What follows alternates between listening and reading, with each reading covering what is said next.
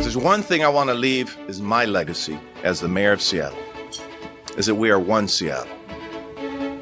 See, in a one Seattle, we invite dialogue and learning, collaboration, thoughtful exchange.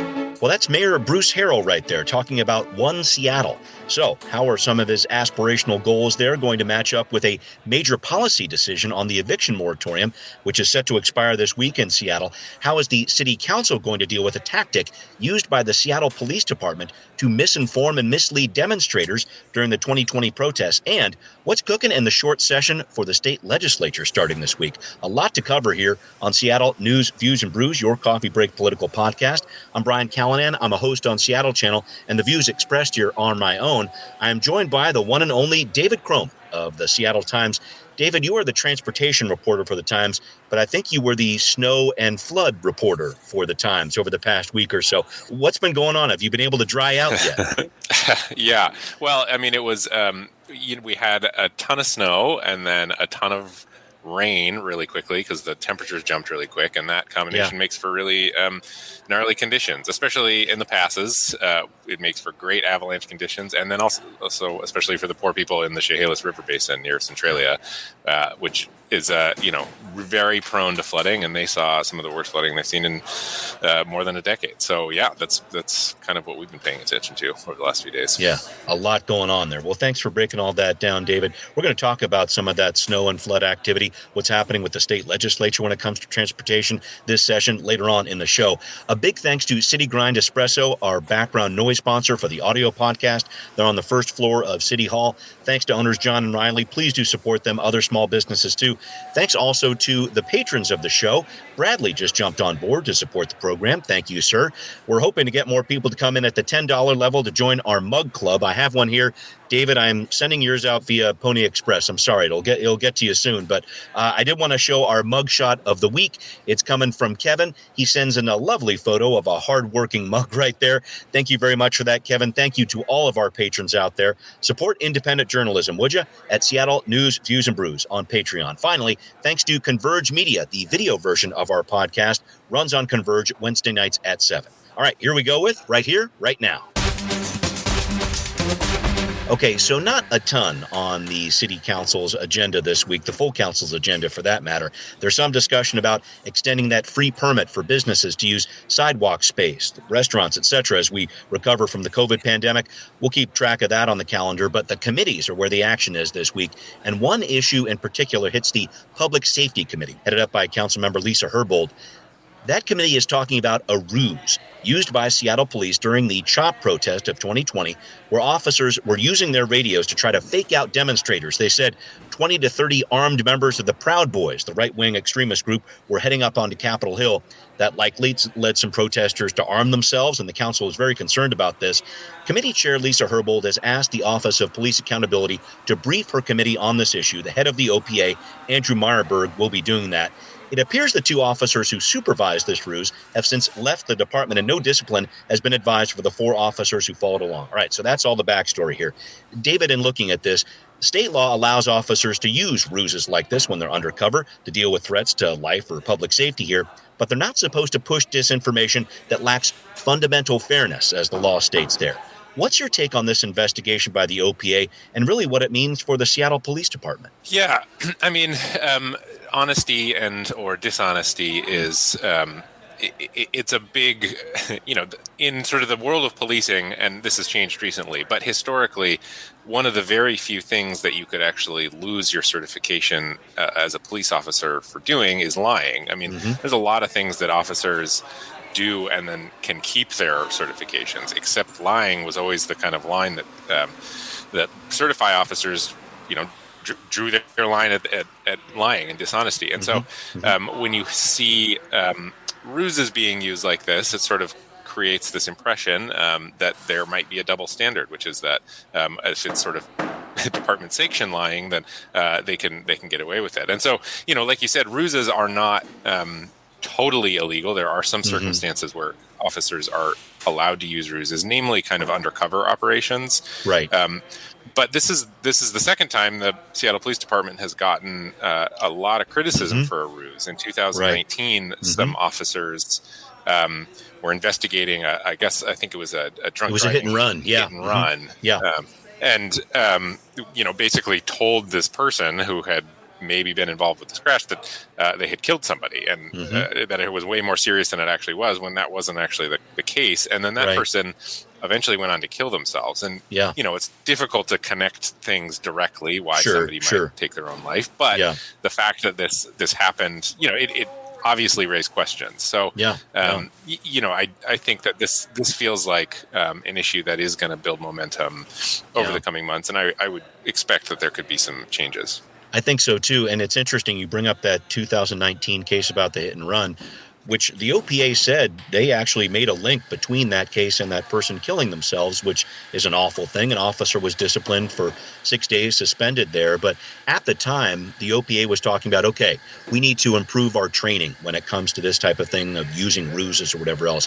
I think Councilmember Herbold wants to take it a step further here and saying, officers, if they use ruses like this, these have to be documented here and they have to be investigated, because this is an important part of training. I look at this, though, David, because the mayor has weighed in too on this. He's saying, let's change the culture of the SPD. He's been talking about that a lot on the campaign trail, I know, over the past couple months here. But how do you change a deep set cultural issue like this? I know there are a lot of them in the police department, but this seems like very deep set when it comes to disinforming the public. How do you change that within a police culture? I mean, this question of how do you change a police culture is kind of bedeviled the city of Seattle for the last, I don't know, probably longer than this, but at least and other departments too. Yeah. Keep going. Right. Mm-hmm. But, you can see that, you can make policy changes and you can draw more parameters around accountability and uses of force. But this question of culture is much more nebulous. Like, how do you create a sort of different culture? I don't know that anybody has a great answer for that. So, you'd mentioned with the ruses, I think one thing that is really challenging about them or has been, and I think this is what Councilmember Herbold was getting at, which is, there was not any sort of written documentation of this being carried out. I have seen some criticism on social media of the local press for not writing about this earlier, because it is a 2020 event. Yeah. And, I accept that and understand that. At the same time, if you read the OPA investigation, none of this was written down anywhere. There wasn't any sort of documentation that this is what we're going to do. This was just people coming up with an idea. And the only reason OPA got to it is because in the interviews, the officers and the supervisors that they interviewed, said, yeah, we did this. They admitted to doing this. And so just the fact that, there wasn't really any sort of single document that any reporter or anyone or, city council person could request and read over and figure out that they're doing this. Really the only reason we know that this ruse happened is because some activists got suspicious that this was actually truthful, and their hunch turned out to be correct. Right. So, I think documentation and transparency, I think, is probably going to be a big focus. It's a key part of this. And we'll see what happens going forward from this. But I know the mayor, in terms of looking forward and selecting a chief of police or whatever else, he's talking about a lot of culture change. And we're going to have to see how that pans out. But I did want to talk about another big decision for the mayor that is coming up right here this week. We're talking about the eviction moratorium that is set to expire on January 15th. Will he or won't he extend that? It's a press conference happening on Wednesday from the mayor on this, so watch out for that. I'm also covering the issue on this week's City Inside Out on Seattle channel. So, David, the decision from the mayor here to extend an eviction moratorium, in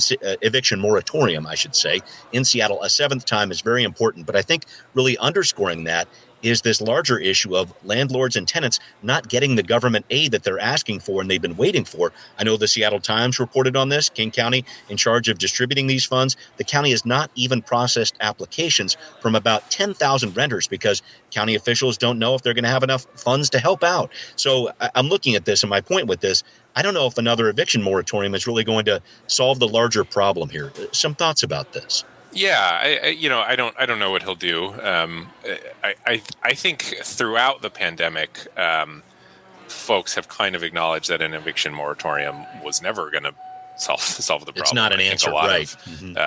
It is a stopgap measure to sort of prevent more catastrophic impacts, because there is a direct link between evictions and homelessness, and that is not something that anybody wants to see. At the same time, I think the eviction moratorium and how long it's gone on is sort of indicative of how I think a lot of the policies to address the financial hardship of the pandemic were created under the assumption that this pandemic would not go on for 2 years.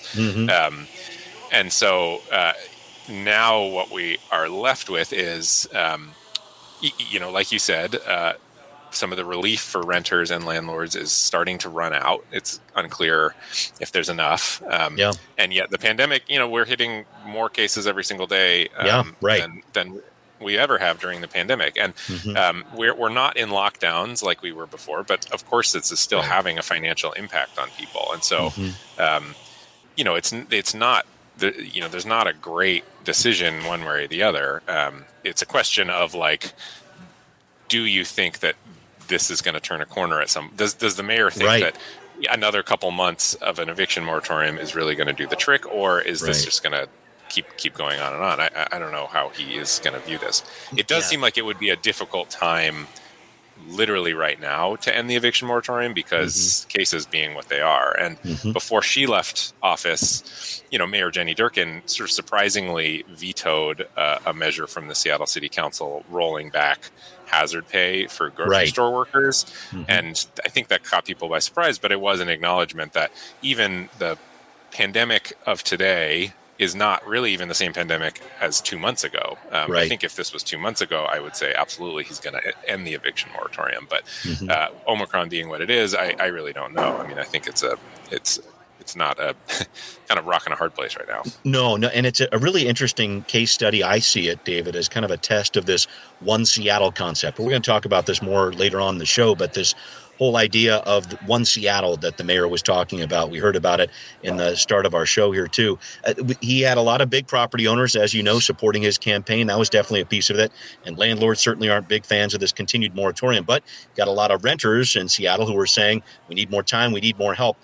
It's just one of these issues, David, of I'm not quite sure of how the mayor is going to deliver this message. When you talk about all the renters who are in Seattle, we're a majority renter community. More people rent than own in our area here. When you talk about the landlords that are here too, how does he deliver that message here? That's my big concern with this too. Yeah, I don't know. I mean, I do think, I have seen, as you mentioned, people raising the fact that he had a lot of real estate developers and landlord groups donating to his campaign. I don't know if that will factor into his decision or not. I mean, the reason I'm sort of unsure of what he's going to do is we haven't seen Bruce Harrell as mayor very much. I mean, he hasn't campaigns are fine and good, but we haven't actually seen him really make a big decision yet. And this is his first. And so we just don't really know what kind of mayor Bruce Harrell is going to be yet. And I do think that this eviction moratorium decision will give us a hint.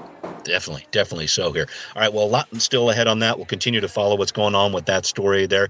And we're going to touch more on that one Seattle concept in just a little bit, as I mentioned. But up next, a short session in Olympia, already one, though, that's seeing impacts from the continuing COVID pandemic. We're going to talk about it coming up on Now Hear This.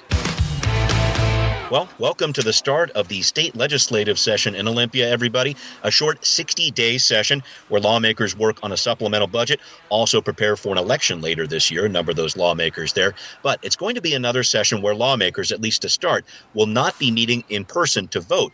3 senators so far in COVID quarantine. You got testimony from the public. That's going to have to be online, too.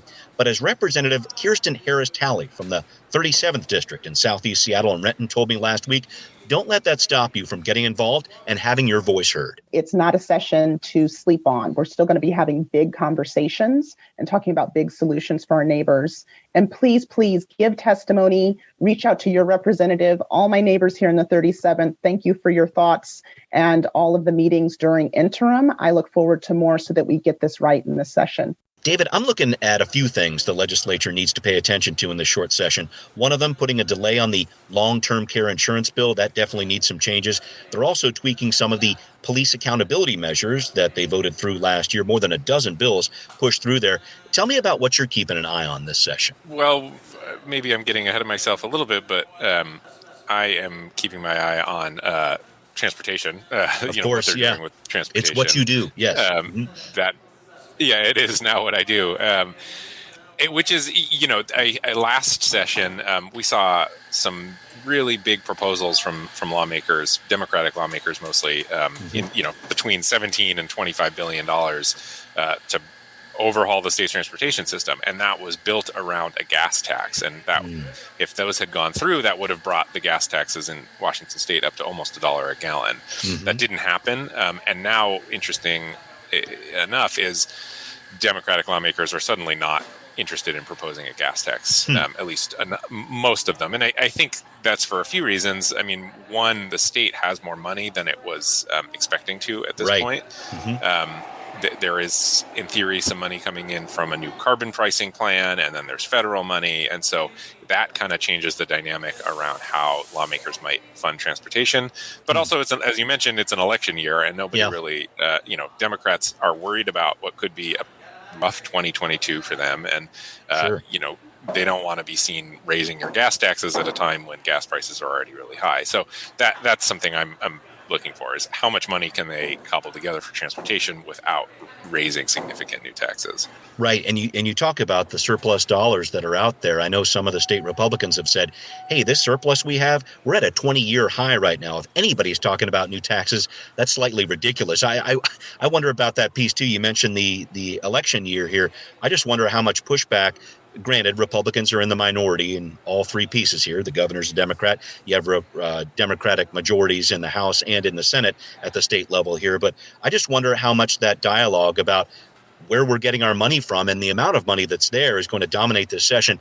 I guess realizing, too, that a lot of those dollars are one-time funds from the feds for COVID recovery. There's a lot to balance there, it sounds like. Yeah, it's an interesting time that, we just had this conversation about eviction moratoriums, and people are still struggling out there. And yet the legislature is actually has kind of a lot of money to work with, which creates an interesting dynamic. So, I think it's going to be a politically charged session because of, Republicans have already shown a willingness to kind of whack Democrats over the head with some previous pieces of legislation, as you mentioned, the Long-Term Care Act and the police reform legislation, that some of the rollout on both of those has been a little bumpy.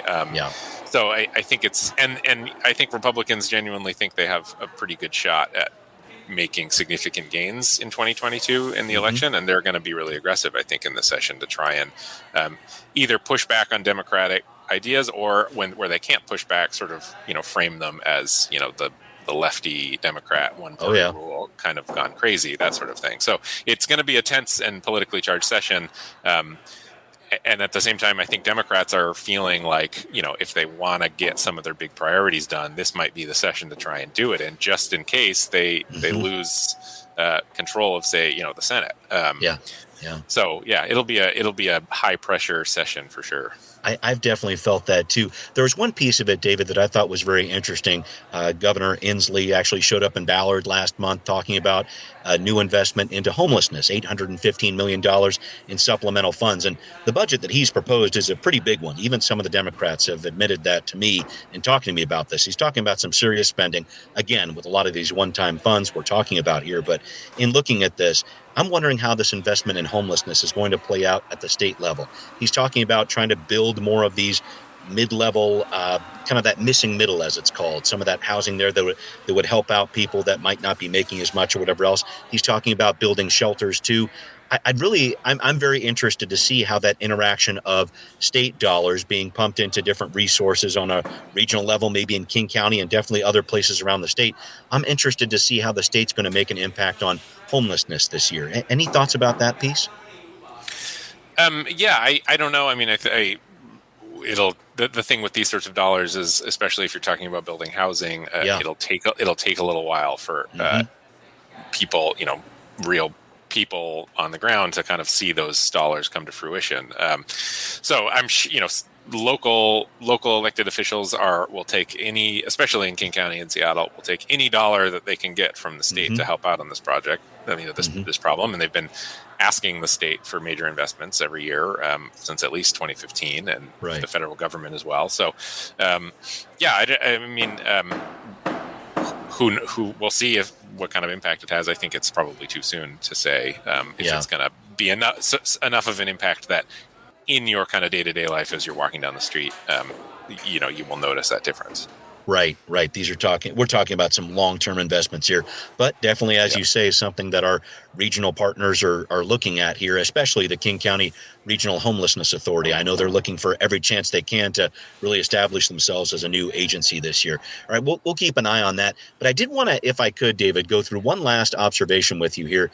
Mayor Harrell talking about One Seattle. I brought this up earlier in the show. I thought it was very interesting to hear him address members of the press in his inaugural remarks. He spoke directly to the press, even brought up the Journalist Creed of 1914, written by Walter Williams. Only write what you believe to be true in your heart. Be tolerant, patient, respectful.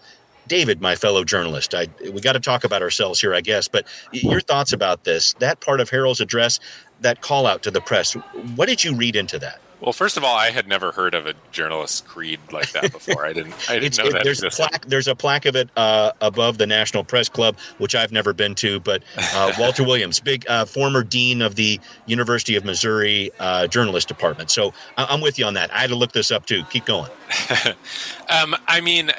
Bruce Harrell, I think his relationship with the press, and I experienced this a little bit when he was a city council member. Mm-hmm.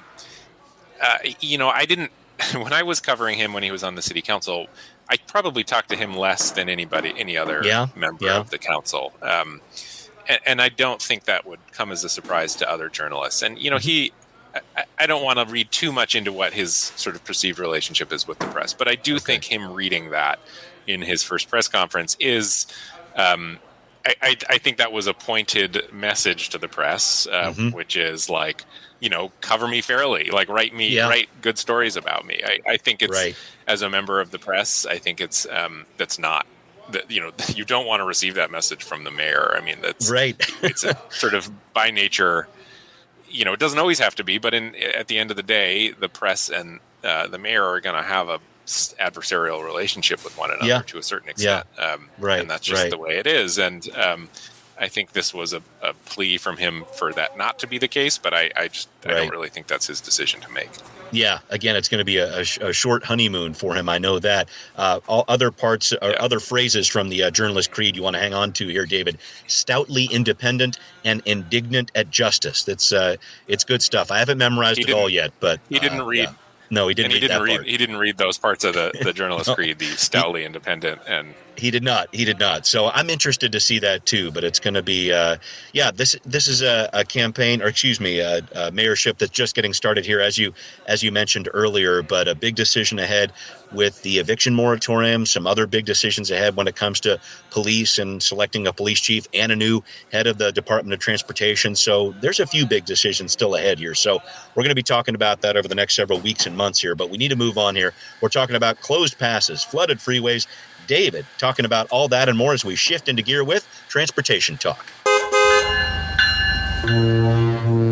Well, David, you have been all over Western Washington over the past week here. Snow closing down just about all of our major passes there. You got floodwaters over I-5. The joys of being a transportation reporter, I guess. I just wanted to talk about what you've seen, what that's telling you about our state's ability to respond to major winter storm activity like this. What's going on? Yeah, it was a kind of an eye-opening thing, I think, for a lot of people that 1 week of really bad weather can basically cut off the Puget Sound region. I mean, for at least a day there, you couldn't get out of Seattle you couldn't head east and you couldn't head south because all the mountain passes were closed to the east, and I-5 to the south was closed due to flooding. So I think really what this says more than anything in some ways is the climate is going to change. Who knows if these specific incidents were related to climate change or not? You could get into that, but the climate is changing. We're having much wetter winters, which is something that people, I think forecasters expect will continue to be the case. Sure. Not to mention hotter summers, which can do damage to roads as well. And so, I think people talk a lot about resiliency in the system. Basically, the system you've created, how well can it stand to changes and like this? And I would say that over the last week, our system was clearly not all that resilient. One really bad and heavy precipitation front comes through, and suddenly freight is stuck on the east side of the mountains, and hospitals, first responders can't go up and down I-5, and it caused some serious problems for people. So, I think we will.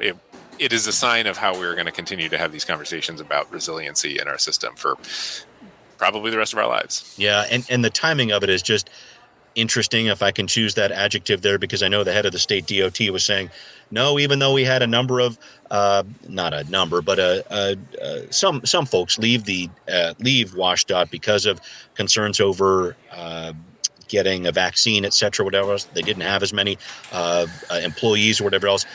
The state DOT director said that was not a factor in terms of the response, but I know a lot of people have been asking that question too. Any thoughts on that one, David? Just the staffing that the DOT is able to put up here?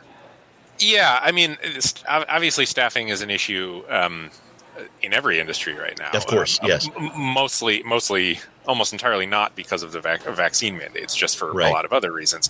But, really the problem over the last week was that the conditions were just really dangerous. So it was absolutely perfect conditions to create avalanches. You get a ton of snow, and then it warms up.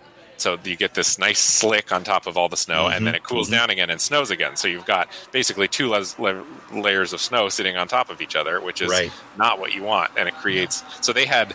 I think they counted 38 natural avalanches west of Snoqualmie Pass, and something like 200 east of Stevens Pass. So the reason that the passes remained closed for so long was because the crews couldn't go there without fear of getting buried in an avalanche. And then by the time they finally could get there, on Stevens Pass, they said they had at some points 35 feet of snow built up. So no matter how many, staffing might be a challenge for WashDOT. I'm not saying it's not, but when you're dealing with deadly avalanches and 35 feet of snow, no matter what, that's going to shut down the passes for a while. No, a historic amount of precipitation all over the place there too.